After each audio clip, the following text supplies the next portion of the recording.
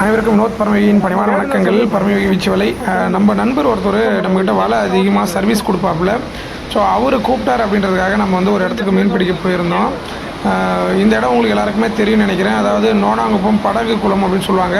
ஒரு பழைய பிரிட்ஜுக்கும் கீழே தான். இங்கே போயிட்டு நாங்கள் மீன் பிடித்தோம். அந்த கெளுத்தி அப்படின்னு சொல்லக்கூடிய மீன்கள் கிடைச்சிது. அது வந்து கொஞ்சம் கொட்டுச்சு அப்படின்னாக்கா ரொம்ப வலி அதிகமாக இருக்கும் அப்படின்னாங்க. அந்த மீன் தான் கொஞ்சம் நமக்கு ஜாஸ்தியாக கிடச்சிது. ஸோ அந்த மீன்களை வந்து அங்கே பகுதியில் இருக்கிறவங்க நிறைய பேர் விரும்பி உணவாக எடுத்துக்க மாட்டாங்க. ஆனால் கிராமப்புறங்களில் இந்த மீன்களை உணவாக எடுத்துக்குவாங்க. ஏன்னா இது வந்து அதிகப்படியாக மீன்கள் அங்கே கிடைக்கும் அப்படின்றதுனால இதை எடுத்துக்க மாட்டாங்களா என்னன்னு தெரியல.